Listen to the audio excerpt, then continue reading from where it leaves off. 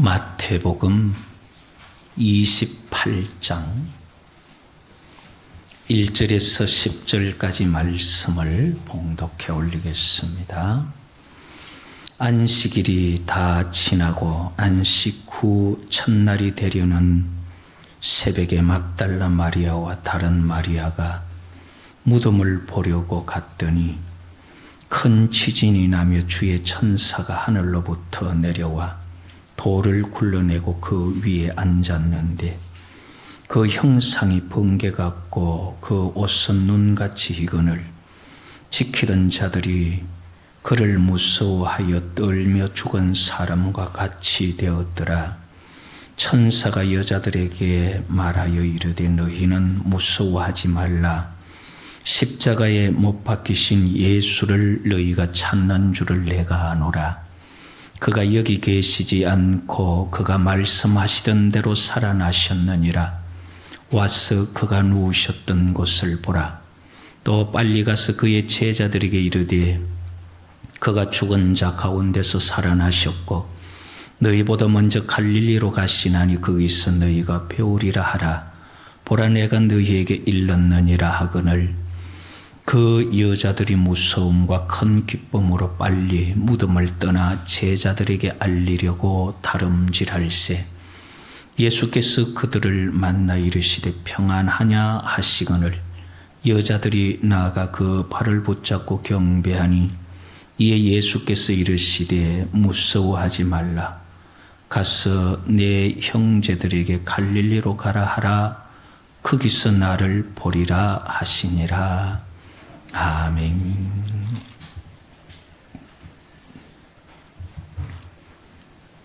마태복음 28장 1절에서 10절 말씀을 본문으로 해서 그가 살아나셨느니라 그런 주제로 살펴보려고 합니다.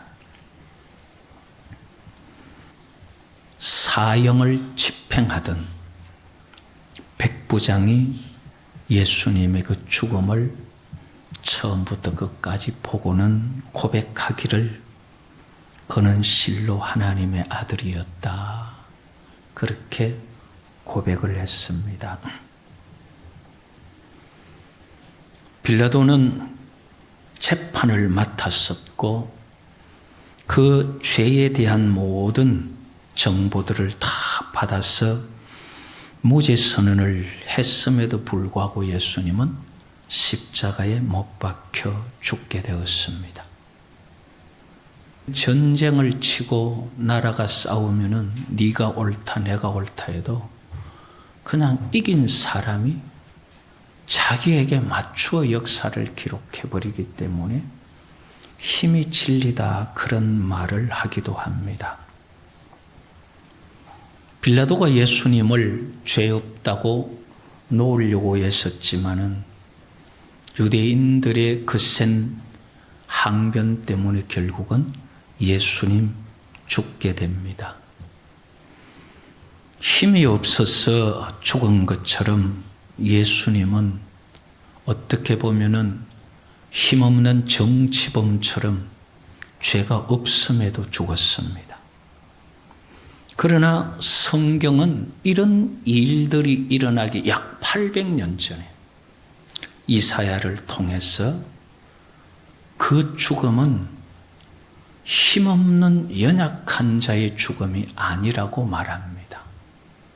그걸 어떻게 알 수 있느냐 하는 거예요. 힘이 없어서 유대인들의 항변에 밀려서 죽은 것이 예수님의 죽음인지 아니면 정말 예언처럼 내가 죽을 것을 대신 죽은 것인지 그것을 누가 증명할 수 있느냐 하는 거예요. 그런데 오늘 우리가 살펴볼 성경 본문이 그것을 증명을 해주고 있습니다. 어떤 죽음으로 증명하는지 우리가 성경을 통해서 한번 살펴보려고 합니다. 오늘 본문 말씀에 보면은 안식이 다 지나고 안식 후 첫날이 되려는 새벽에 막달라 마리아와 다른 마리아가 무덤을 보려고 갔다. 가면서 그 무덤 돌문을 어떻게 굴러낼까 고민하면서 갔는데, 가서 보니까 천사가 나타나서 돌문을 굴러내었고, 지키는 자들은 천사 앞에서 죽은 사람처럼 되어 있었고, 그래서 여자들이 두려워하고 있을 때 천사가 하는 말이 너희들은 무서워하지 말라 그러죠. 지키고 무덤을 파수하던 사람들은 천사의 나타남 때문에 지금 죽은 자가 되어버린 거예요. 죽지는 않았지만 오늘 마태복음 28장 5절과 6절에 보면은 천사가 여자들에게 말하여 이르되 너희는 무서워하지 마라. 십자가에 못 박힌 예수를 너희가 찾는 줄을 내가 아노라. 안 믿는 사람들이 천사 만나면 무서워할 수 있지만은 예수님을 믿고 예수 그리스도와 함께하는 사람들은 너희들은 두려워할 거 없다는 거예요. 정말 우리가 예수의 영이 우리 속에 충만하고 성령에 붙들렸을 때는 우리는요, 천사들과 대화할 수 있어요. 그러나 그러지 못할 때는 무서워서 떨 수밖에 없습니다. 그래서 천사들이 하는 말이 너희는 두려워할 필요 없다. 예수 찾는 줄을 내가 안다. 그러면서 6절에 그가 여기 계시지 않고 그가 말씀하시던 대로 살아나셨느니라. 와서 그가 누우셨던 곳을 보라. 자, 그가 말씀하시던 대로 살아나셨느니라. 예수님께서 뭐라고 말씀하셨길래 그가 말씀하시던 대로 살아났다고 하느냐 하는 거예요. 우리말로는 우리가 들을 때는 잘 못 알아들어도 유대인들은 다 알아듣는 그 말을 한 거예요.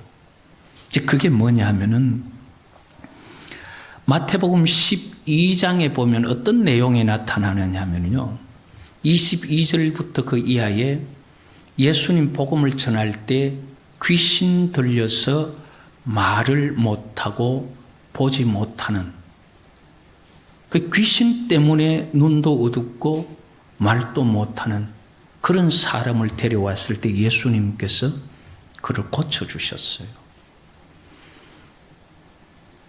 귀신을 명하여 쫓아내고 사람이 보고 말하니까 주위의 사람들이 다윗의 자손이 아니냐, 메시아가 아니냐 그 말이에요. 그랬더니만 이 서기관과 바리새인들이 아니다, 귀신의 왕 바알세불을 힘입어서 그렇게 안 하면 그거 할 수 없다. 그러니까 예수님께서 여러 가지 말씀을 하시죠. 그런데 이런저런 말씀을 하시다가 독사의 자식들아 그러면서 너희가 악하니 어떻게 선한 말을 할 수 있느냐. 그때에 바리새인과 서기관 중 몇 사람이 와서 예수님께 부탁을 합니다. 우리에게 당신이 정말 하나님의 성령으로 귀신을 쫓아내고 하나님의 아들이라면 표적을 보여줘라. 그때 예수님께서 마태복음 12장 38절에 보면은 표적을 보여주기를 원하나이다 할 때 39절에 악하고 엄난한 세대가 표적을 구하나 선지자 요나의 표적밖에는 보일 표적이 없느니라. 이 표적이라는 말은 뭐냐 하면은요, 당신이 정말 하나님께로부터 왔다면은 왔다는 증명을 해주라 그 말이거든요.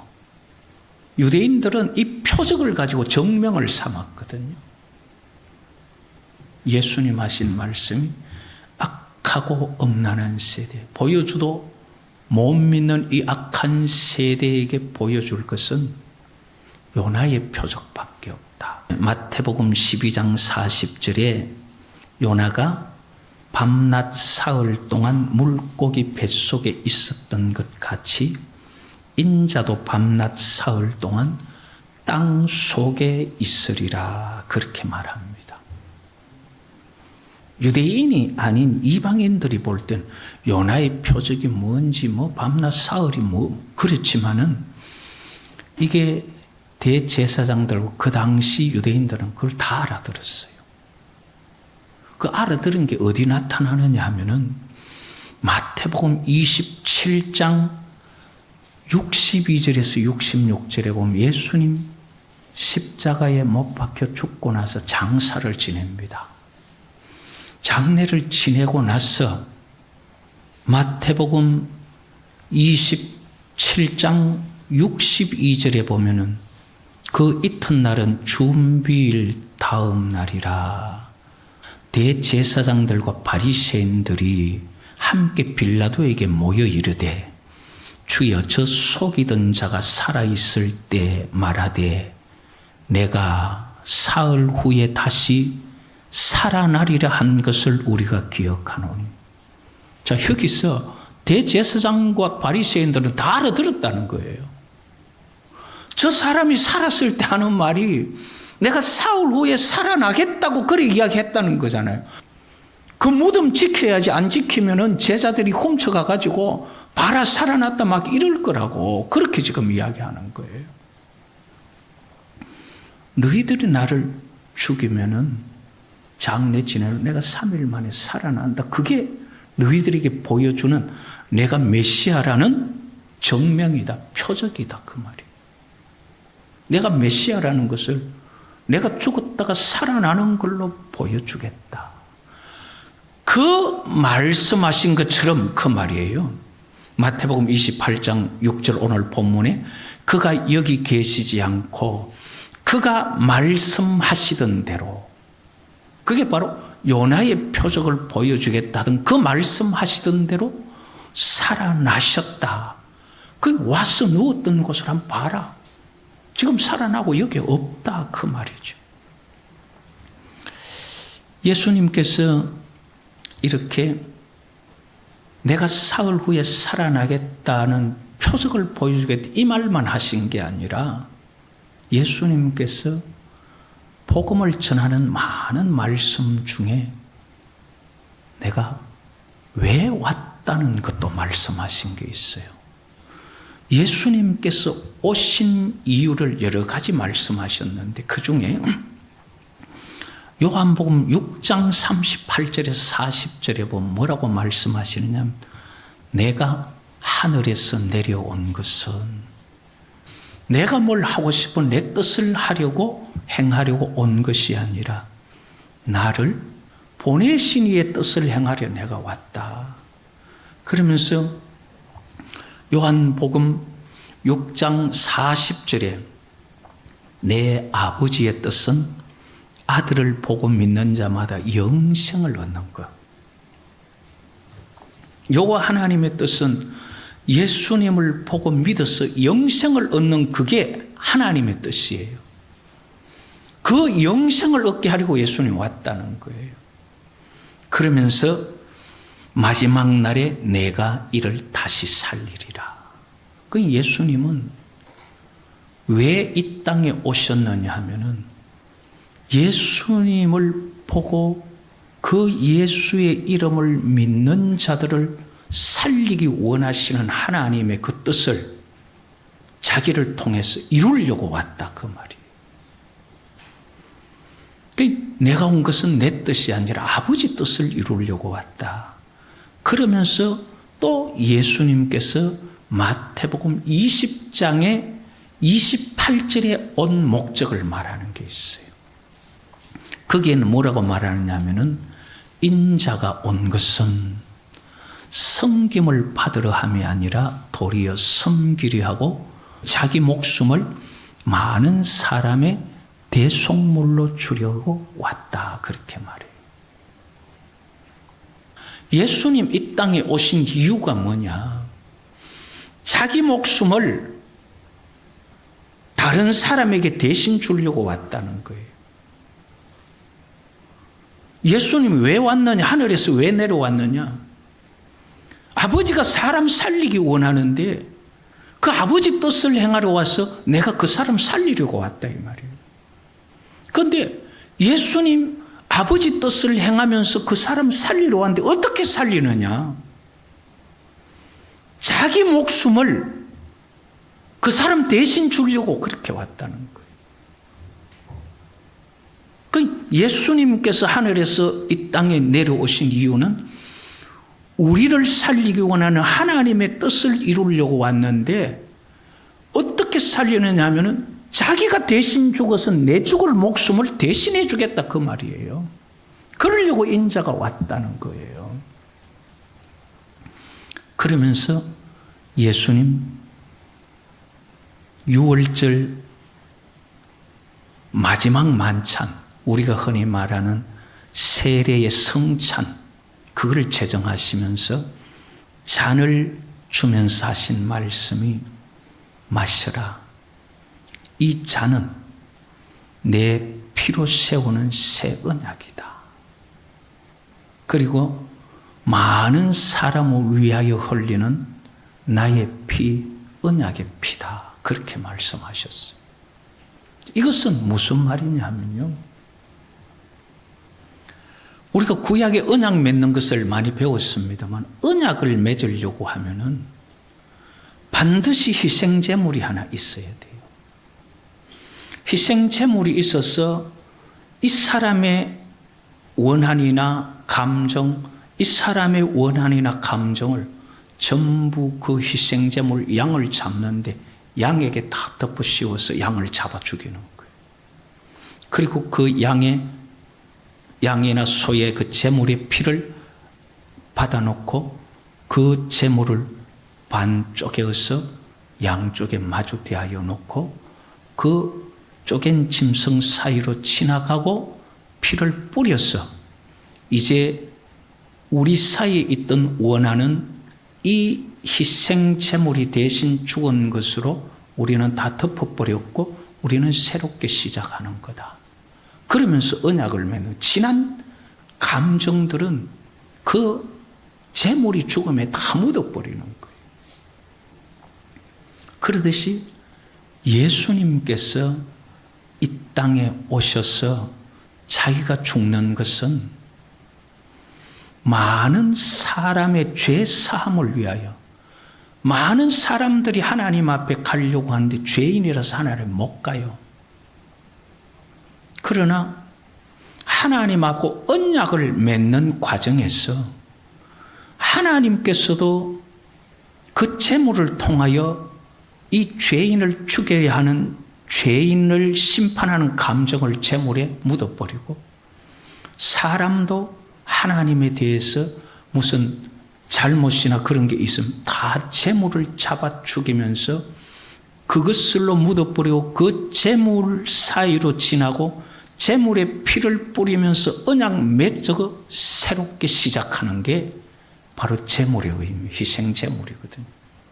그래서 예수님께서 많은 사람의 죄를 위하여, 죄 사함을 위하여 흘리는 피, 다른 말로 하면 곧 언약의 피다 그 말이에요.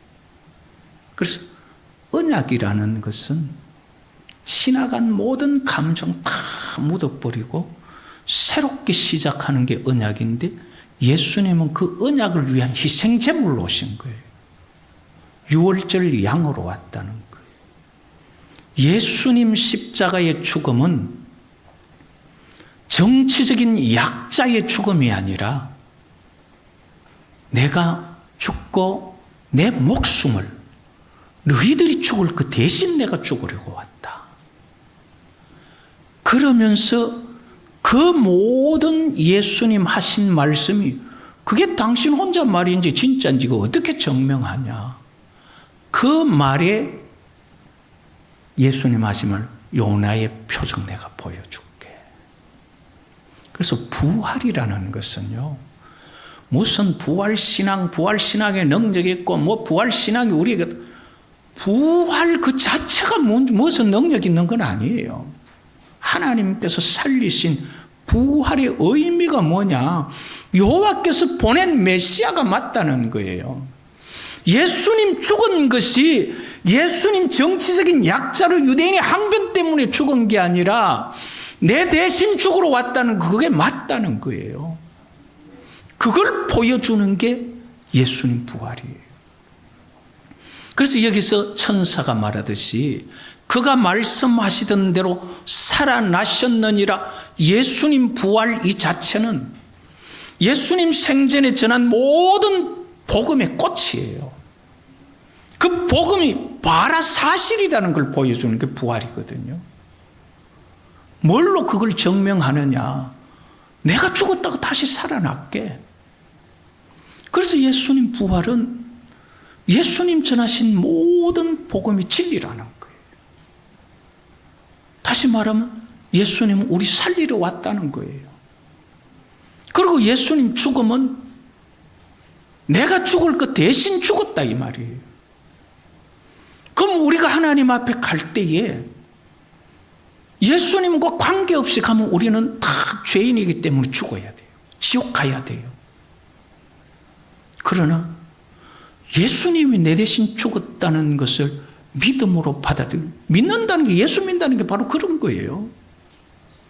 하나님께서 우리를 구원하시려고 예수님 보냈는데 아버지 뜻을 행하러 왔다 그랬잖아요. 어떻게 예수 대신 죽여가지고 우리 살리려고 한다.